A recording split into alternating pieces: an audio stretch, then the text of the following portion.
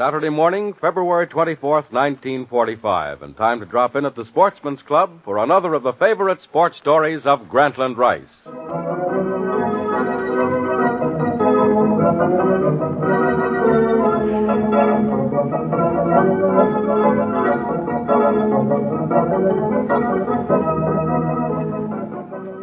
Yes, when Saturday rolls around, that means it's yarn spinning time down at the Sportsman's Club, where the sports fans gather every week at this time as guests of the Dean of American Sports Writers, Grantland Rice. Granny Rice, who has covered all the big sporting events of the past 30 years and has kept a sharp eye out, too, for good stories about sports. So let's join the fans now at the Sportsman's Club and meet Grantland Rice.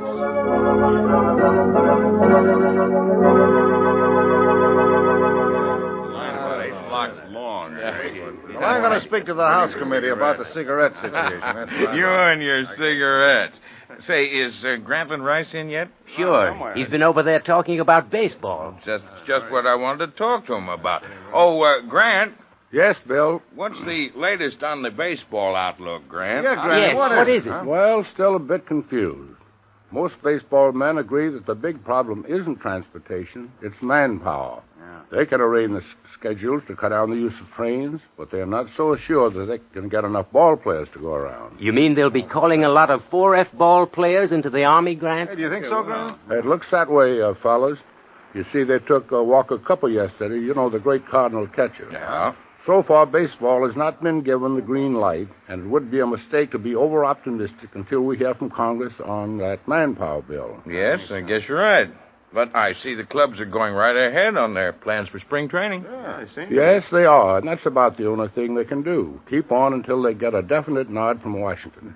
Maybe we'll have a very unusual season this year. No All-Star game, no World Series.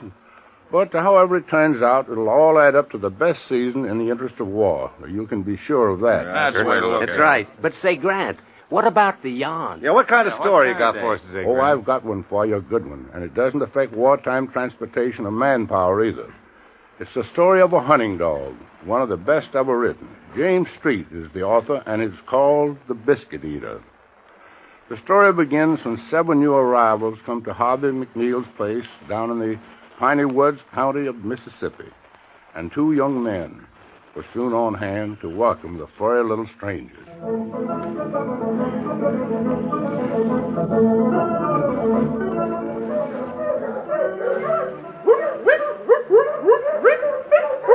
Oh, hello, boys. Morning, Papa. Howdy, Mr. McNeil. Up kind of early, ain't you, boys? We come to see Bonnie Blue's new puppy. Oh. That's right, Mr. McNeil. We can see him, can't we? Oh, I reckon so. Be careful of them. Come on in the shed. All right.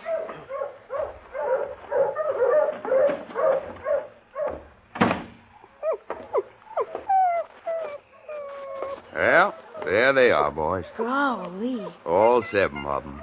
And Bonnie Blue. Look at them little old pups. Golly, they sure is little. Ain't hardly got their eyes open, Mr. McNeil. No? Could I hold one of them, Papa? Could I? Sure, Lonnie. Handle 'em easy. Old Bonnie's got her eye on you. You hurt one of 'em, and she'll jump you like a blue jay jumps a June bug. Oh, I'll be careful. Hiya, puppy dog. How you doing, little old puppy dog? Bet these going to make first-rate bird dogs. Yes, sir, bobtail. Hell, they ought to make good hunting dogs. Bonnie Blue was a grand champion in her day. Almost as good as our Silver Bell. Mr. Ames's pointer? Uh-huh. That Mr. Ames sure owned a lot of super fine bird dogs. Well, he's a sportsman, Text. He likes dogs, particularly champions. That's why I like to work for him. Bet these dogs will be champions, Mr. McNeil. Gee, my nanny, they'll take their birds easy. Well, it's more than just that, Text. They'll have to be trained and looked after for a long time. Maybe a year before they can enter the field trials. Have to take care of their eyes and ears, give them shots so they're healthy, right kinds of food. Golly, they must be a powerful lot of trouble. No, they're no trouble at all when you really love dogs. And you get a reward from your work when they're real champions someday. Well, I'll just put you back with your mama, little old puppy dog, because you're going to be a champion someday. There. Mr. McNeil, how long do you expect it'll be till these little old pups wins a ribbon at them there field trials? Oh, they won't all be champions. Huh? What do you mean, Papa? Oh, boys, there's a difference between those 7 pups. There is. Looks all the same to me. What makes them different? The bloodline. Huh? Almost every litter of puppies has a doubtful strain. Bad streak from their pappy or grandpappy who wasn't so good. That bad strain in the bloodline shows up in 1 or 2 pups of every litter. Every litter? Uh-huh. Now, you take these 7 little pups. Their pappy was a fair to middling bird dog till he started killing sheep. Yes, I know. What happened to him? Had to shoot him, Text. That's the code of the piney woods. If a dog kills sheep or chickens, he has to die. Oh. That bad streak or strain most always shows up in the litter. Always comes out. But how can you tell? Well, it's not hard, Lonnie. You mean one of these little old puppies is a bad one on account of his pappy? Yeah. Well, which one? This little scrawny one here on the end. Up you go. See the size of him, boys? Uh-huh. He's sure a little pup. Yeah, he's a runt. Scrawny, spots all over him like freckles. Stringy tail. Never make a champion. In other words, this dog is just a biscuit eater. Golly, a biscuit eater? It means that that's all he's good for, is to fetch his own food, his own meat and biscuit. Means he'll probably turn out to run rabbits and kill sheep and chickens just to feed himself. A biscuit eater's a no-count dog, all right. But, Mr. McNeil, this little old pup don't look like a biscuit eater. Well, I'll tell you one thing, Tex. Yes, sir. This one won't be trained in my kennels. Well, what you gonna do with him, Papa? I'll have to take him away, son. But why? Well, this is just a no-count pup. Why, he'd be giving me nothing but trouble if I let him grow up. You mean you're gonna kill him? Now, don't look at it that way, son. You shouldn't do it. But, son... I was a run, I got freckles. Why don't you drown me? Now, Lonnie, don't talk that way. There's a bad one in most every litter. This is just a no-good pup. But it ain't his fault, Mr. McNeil. Pop, I don't want nothing to happen to him. I don't either. If and you don't want him, couldn't we have him, Mr. McNeil? No, boys. Please, Papa. But, son... Don't do nothing to him, Papa. We'd like to have him. Now, Lonnie, I can't have him around my other dogs here in the kennel. We could keep him at my cabin. My folks wouldn't mind. Sure, we could do that, Papa. Well... We could train him to be our own special bird dog, couldn't we, Ted? You bet. Well, all right, boys, you can have him. Oh, thanks. But someday you'll be sorry, I'm afraid, when he starts chasing chickens and rabbits, maybe killing sheep. Just remember, Sonny, this little runt's just a no-good biscuit eater.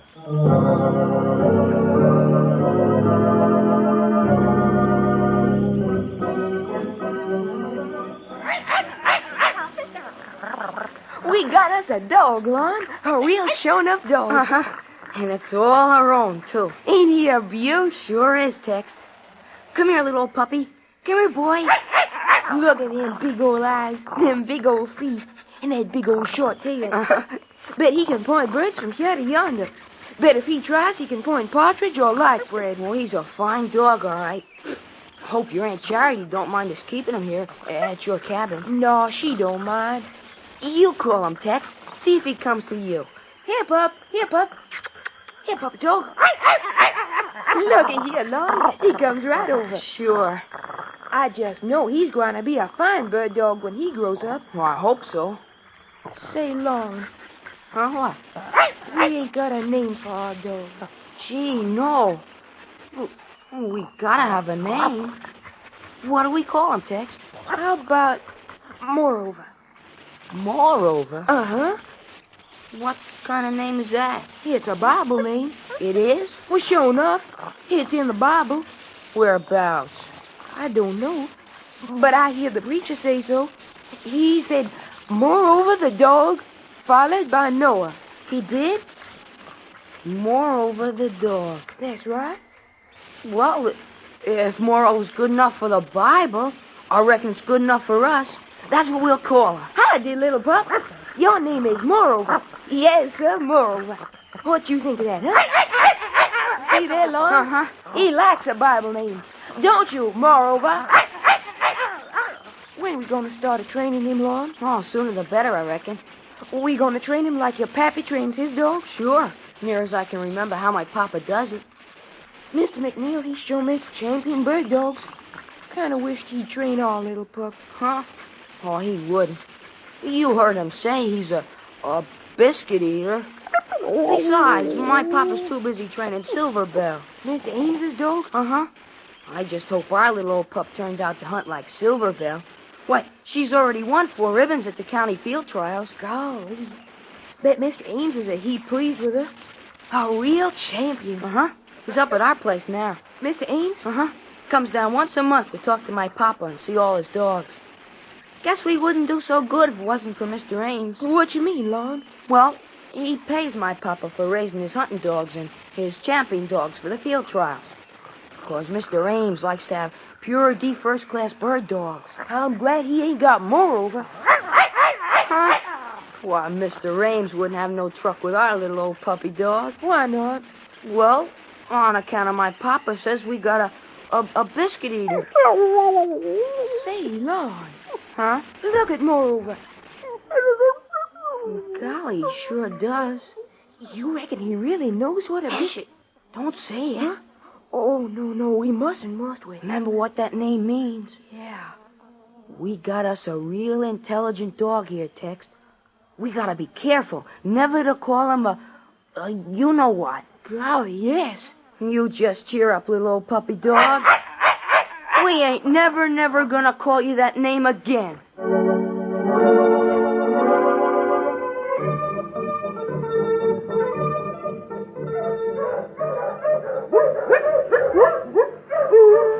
Here, girl. Come here, Silver Bell. Easy now. That's the girl. Well, here she is, Mr. Ames. Hello there, Silver Bell. Oh, she's a fine dog, McNeil. Yes, sir. You're looking better every time I see her. Aren't you, old girl, huh? Yes. All right, run along now, Silver Bell. Back in your kennel. Yes, she's a fine dog. I think we got every reason to be proud of her, McNeil. You've done a good job. Well, thank you, Mr. Ames. Yeah, you giving her plenty of training in the field every day? Every minute I can spare. Good. Of course, the county field trials are a long way off, but this year, I want to make certain that Silver Bell wins the ribbon, McNeil. And I think I know why. Yeah, you guessed it. One more blue ribbon here, and the national trials at Grand Junction, Tennessee. Yeah, it's a big meeting up there. Lots of fine bird dogs. But I think Silver Bell is a pointer to give them a run for their money. Yes, I know. And your word's good enough for me. You've done a fine job of raising dogs, McNeil. And as long as they keep on winning all the meets and field trials, I won't ever complain. All right, sir. But seriously, McNeil. Yes, sir? You've got a big job on your hands, raising, training all these dogs. And you've been doing it all yourself as long as I've known you. You're not getting any younger, McNeil. What do you mean? Don't you think you ought to get some assistance? Hire some men to help you handle the dogs? Well, I have thought about it, but, I love these dogs, Mr. Ames. I understand them, and, I'd be kind of afraid with just anybody to take care of them. Yes, I know how you must feel about it. Besides, with the war and all, I don't know where I'd find anybody to help me. Hey, what about your son, Lonnie, and that little Tex fella? Couldn't they do a man's work? Those boys? No, I'm afraid not. Maybe someday, but not soon. They've got an awful lot to learn.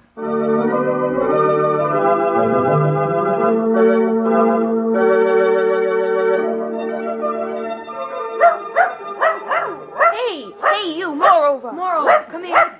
How you expect to be a high-rating dog making all that noise, huh? Moreover, come here, boy. You just gotta be quiet when you're hunting birds. Then their quails are gonna fly away if you make a lot of noise. They sure is. Now, come on, let's try it again, Moreover. Go get 'em, dog. Go get 'em. Tex, look at him go through the grass. Sure move fast. And he ain't making a sound. No. He's a natural-born bird dog, Lon. Natural-born. Yes. And he ain't no biscuit eater.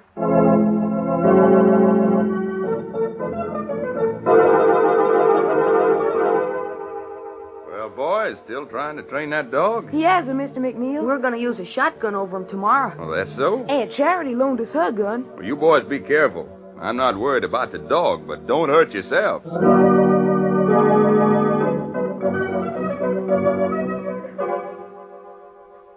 Easy now, Moreover. Easy. He's got it, Lon. Hold that point. That's your Moreover. Fetch them birds. Lon, he sure is a good bird dog.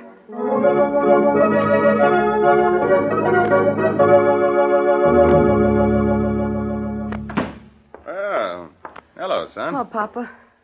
Not working your dog today? Oh, he's out with Tex. Oh. I wanted to ask you, Papa, about the papers on Moreover. Papers? What about them? Well, that is, Me and Tex, we want to register him. Register? Yes, sir. We'd like to have his papers if you got them. Well, I reckon they're around here someplace. But I don't see what good that'll do you. Only time you might need 'em was if you was going to enter a field trial. Were you thinking of running that dog in the trials at the county seat next month? Well, yes, sir. That's just what I aim to do. What? I want to run Moreover in the county trials next month. But you ain't serious, son. Well, yes, I am. But Lonnie... Stands a good chance to win as any other dog up there. All right. It costs money to enter a dog up to the county seat. Where'd you figure to get the entry fee? I hadn't thought about that. Well, son, you haven't a chance at the trials. Why, that dog of yours is just a biscuit eater. He ain't a biscuit eater. He's just a little old dog, never hurt nobody. Why, he don't even like to be called a biscuit eater. Me and Tex ought to know he ain't a biscuit eater. That still remains to be seen, Lonnie. Well, anyway, me and Tex want to run him in the county trials. We want to give him a chance. You mean it, don't you? Okay, son. I'll tell you what I'll do. Yes, sir? I'll give you and Tex a job painting old McKinnell houses. You can earn your entry fee. Jim-a-netty. Is it a go? Yes, sir, Bob. I'll stake your dog to the entry fee if you want to throw your money away. But don't say I didn't warn you of one thing. What do you mean, Papa? Silver Bell's entered in that field trial, son.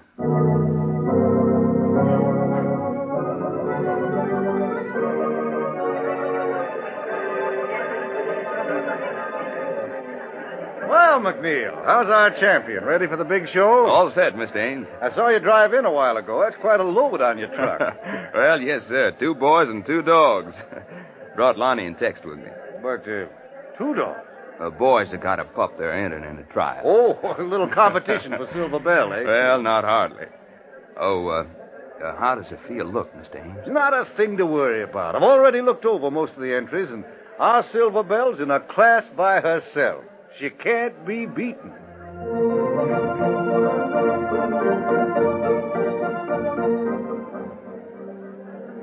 How is he, Tex? How's our little old dog? First rate, Lon. I've been a-brashing him down. Gee, Moreover looks mighty fine. What'd you find out from the judges? Oh, it looks easy, Tex. Here, do? When our turn comes, we get 2 chances to point a covey of quail out in the field yonder. Uh-huh. And then the judges watch the dog and me, and when Moreover's made a point, they give us a regular mark for how good he is. Golly. Hope we get enough marks to win. Only one thing worries me, Tex. What? The judges paired up all the entries, so 2 dogs are on the field at the same time. And our dog's going to work the field with Silver Bell. Silver Bell? Uh-huh. We're the last 2 dogs on the meet. Well, what's wrong with that? Don't you see, Tex? Silver Bell is Mr. Ames's dog that my papa's raised and trained. Moreover was to beat out Silver Bell. Well, Mr. Ames is liable to get riled up, and my papa might lose his job. Golly. I never thought of that. I want Moreover to win, but I wouldn't want that to happen. Your pappy talk about it to you? No, reckon he don't think we got a chance to win. I sure wished we could win. So do I, Tex. Yes, here they come, both of them. Huh? Must have come from the judge's booth. Well. Hello, boys. Howdy, Mr. Ames. Mr. McNeil. Busy, son? Yes, sir. So this is the other entry from the McNeil kennels, eh? Yes, Mr. Ames. Name's Moreover. He's a natural born bird dog. That's so. I understand, boys, your dog's running against my Silver Bell. The last contest of the meet. Yes, sir. I hope your dog don't show up Silver Bell too bad in the finals. Hey, Mr. Ames? Hey, we better get back to our kennel, McNeil. The field trial's about to start. Yes, sir. Goodbye, boys, and good luck. Thank you, sir. We'll meet at the truck, boys, when it's all over. Yes, Mr. Yes, Papa. Hey, wait a minute, McNeil. Huh? That dog back there. What about it? You take a good look at that dog. Well... Mighty well built. His legs, the muscles, the way he holds his tail. He may look like a champion, Mr. Ames, but that dog's no good. You don't think he's a threat? That dog, not a chance. Why, Silver Bell couldn't lose to a hound like that. Dog that ain't been brought up right or proper trained. You take my word for it, Mr. Ames. That Moreover is just a biscuit eater.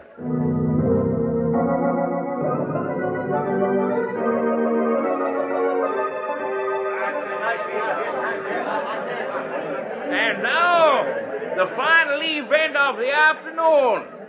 As before, the 2 competing dogs will be judged on performance, the way they range the field and locate birds, and the weather hold point. Might mention that the marks of the dogs competing so far have fallen way below the record set last year by Silver Bell. And now, the last two dogs, finally red. The well-known and famous champion pointer, owned by Mr. Jefferson Ames, Silver Bell. And the second dog name of, Moreover. Handlers and their dogs will now take places on the field. Well, Lonnie, won't be long now. No, sir. Steady, boy. Steady. Still think your dog can beat my champion, Silver Bell? Yes, sir. I know he can. Well, good luck anyway, son. You men ready? Yes, sir. All set. Then, twirl the balloons. Go get him, Moreover. Go get him. Say, would you look at that new dog go? He's a keen dog, all right. What's his name? Moreover, He's moving fast. He's showing me his business. rate he's gone won't take him long to range the whole field.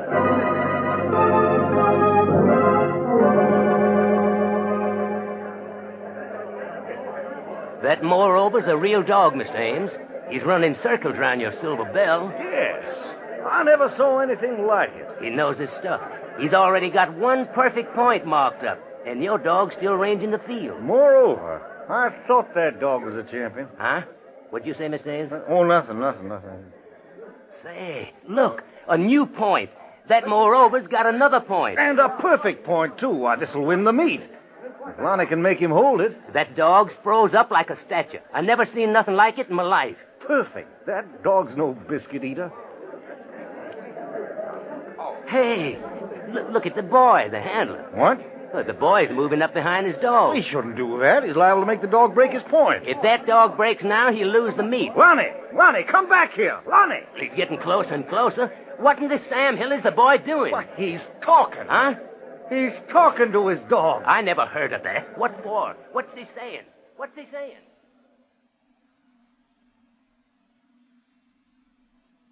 now, boy. Steady. Moreover, I wish you could win this meet. Right now, if you just hold still another minute, I reckon you could be champion. A real champion. But I can't let you win, Moreover. Much as it hurts me way down inside. Because if Mr. Ames's dog don't win, my papa will lose his job. Try to understand, little old dog.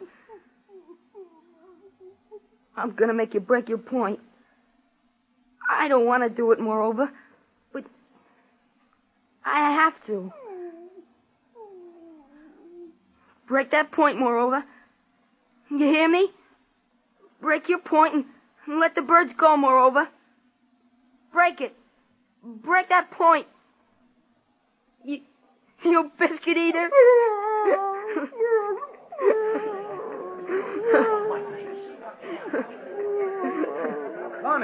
Lonnie, what happened, boy? He broke his point. That's all, Papa. But why, son? Moreover would have won the meet, Lonnie. Why did he break his point? I reckon he just ain't good enough to be a champion.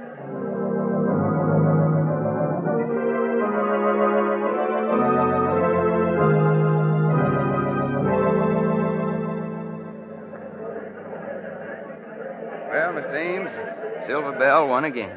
Yes. There's something about all this that I don't understand. Well, the main thing's that we won, isn't it? No, McNeil, that's not the main thing. Huh? Hey, I may drive down to your place tonight. Tonight? And I'd like to see Lonnie when I get there. Right now, I'm going to have a talk with the judges about that first prize ribbon.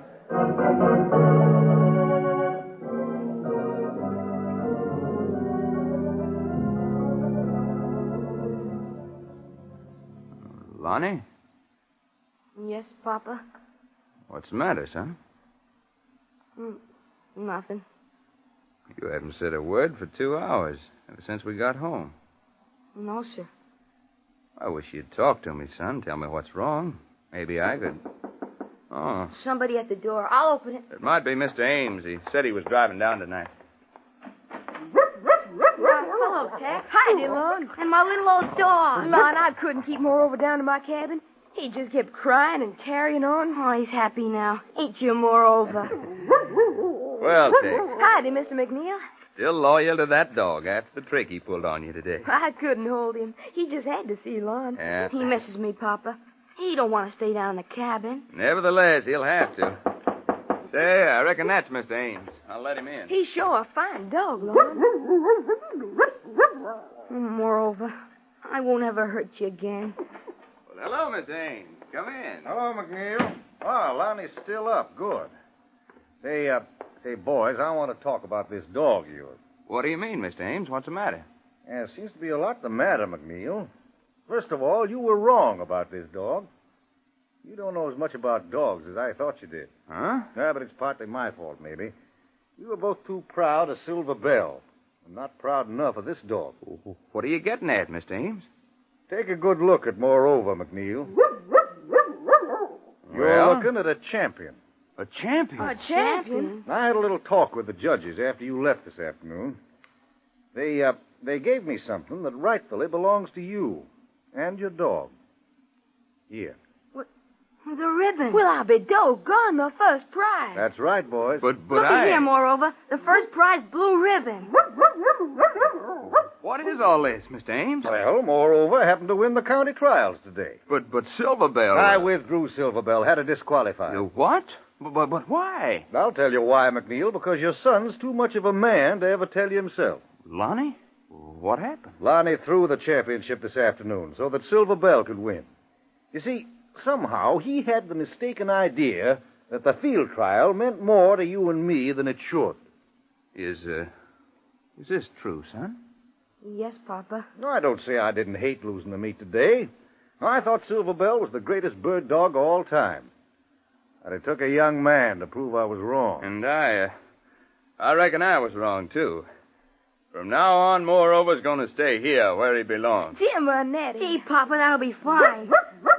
Hey, one thing more, McNeil. Yes, Mr. Ames? About the help situation. You think you might be needing some good, experienced dog handlers? Well, I reckon I could use a couple. 2, maybe? Yes, but good men ain't easy to find these days. No, but I happen to know 2 men who just fill the bill. Well, who, Mr. Ames? Well, 2 men I had in mind, right here in this room. That's a funny thing, Mr. Ames. I was thinking of the same 2 fellas. You reckon they'd be interested? Golly, yes, sir. I'll say. How about it, Moreover?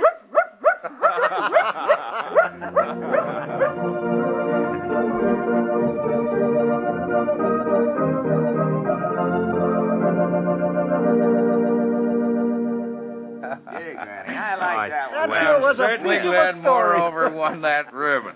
Well, that's James Street's story of a great hunting dog, the Biscuit Eater. What do you have next week for us, Grant? Well, I have a fight story for you. It's called Punch You, and it's written by Don Tracy. Yeah, that sounds good. You're going to I like always that like one. fight stories. Well, see you next week, fellas. See you next Long week. day. Come on, Granny. Thanks a lot.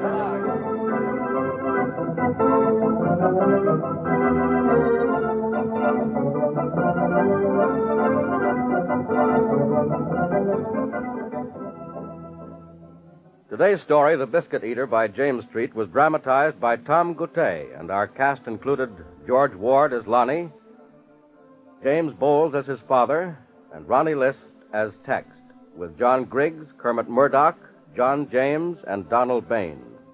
Grantland Rice was with us in person. George Crook was at the organ. Production, Garnet Garrison. Remember, we'll be back next Saturday at the Sportsman's Club with another sports story selected by Grantland Rice. This is the National Broadcasting Company.